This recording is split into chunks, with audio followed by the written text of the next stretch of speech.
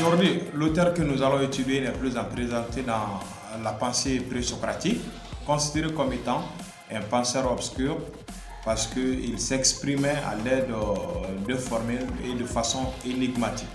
Il vécut entre 535 et 445 avant Jésus-Christ. Son œuvre intitulée De l'univers est essentiellement écrite en prose. Il écrivit dans le domaine de la physique, de la théologie et de la politique. Vous avez certainement deviné de qui il s'agit. Là, nous parlons d'Héraclite, célèbre auteur de l'époque antique. Héraclite est essentiellement considéré comme étant un penseur du devenir parce qu'il explique la nature, le réel et les choses à partir du mouvement.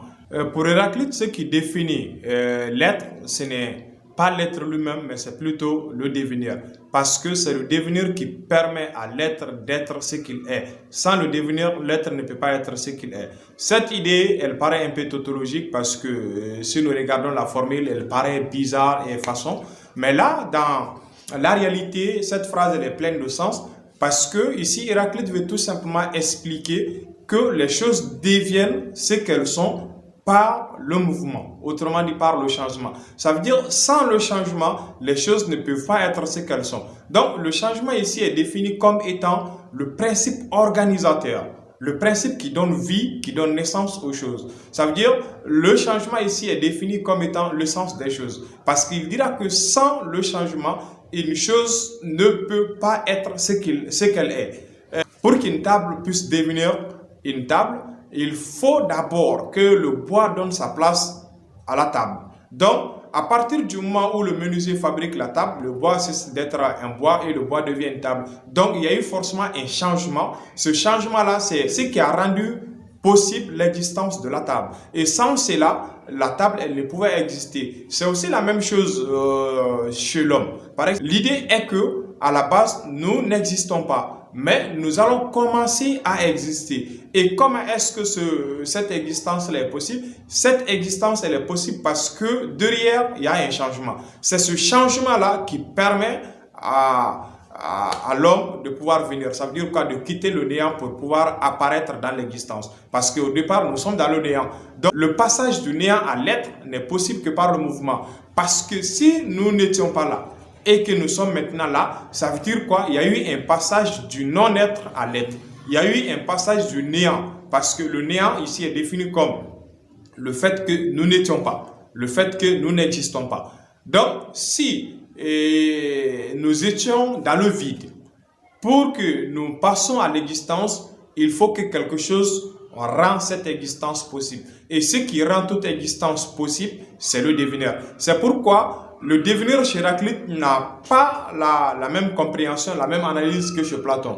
Platon, par exemple, dira que le devenir rend les choses éphémères. Mais rend les choses éphémères, ça veut dire quoi? Ça veut dire que chez Platon, nous voyons un peu l'aspect destructeur du devenir. Mais chez Héraclite, c'est loin d'être le cas. Le devenir n'est pas du tout destructeur. Le devenir est plutôt organisateur. Le devenir est plutôt le principe fondateur. Celui d'ailleurs qui donne naissance aux différentes choses qui existent. Sans le devenir, ces choses-là ne peuvent être ce qu'elles sont. Si le devenir est la base de tout, Héraclite se sert des principes pour pouvoir expliquer le mouvement. D'abord, il y a le principe de la guerre ou polémos en grec.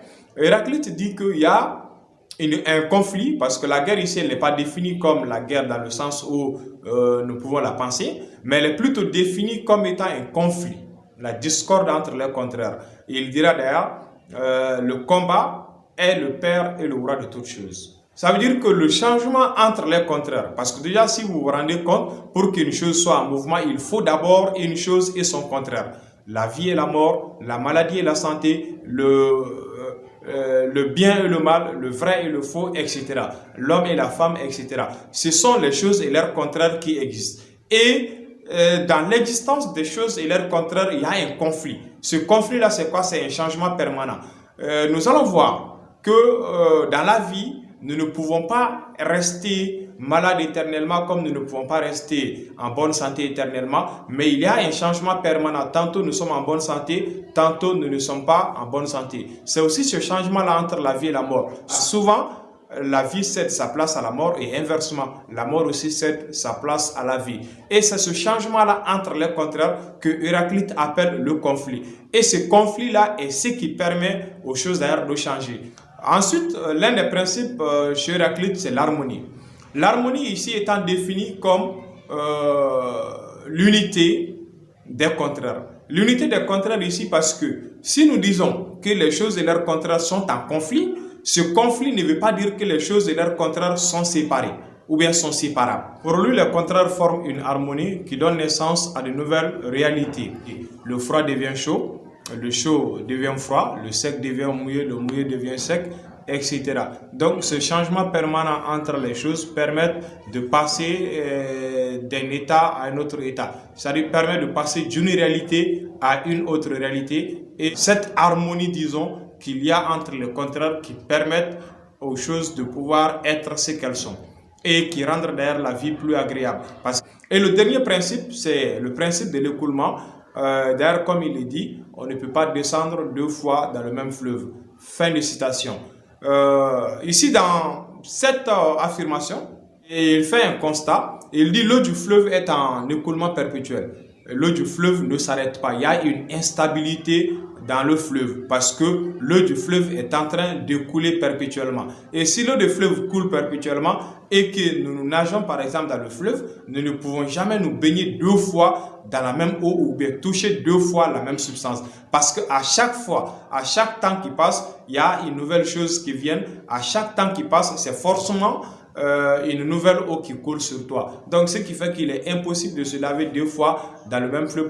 Donc, de la même façon où l'eau du fleuve est soumise à un changement permanent, c'est aussi de cette même façon-là que les différentes choses de la vie sont soumises aussi, à un changement permanent.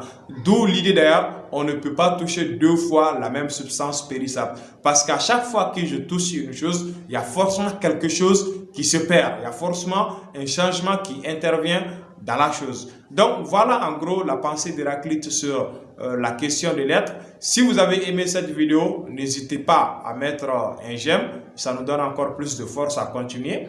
Mais si tu trouves que cette vidéo n'a pas été utile, passe ton chemin et ne fais rien. Merci, c'était un plaisir pour moi de vous décortiquer la pensée de l'être sur Héraclite et je vous retrouve très prochainement dans une nouvelle vidéo.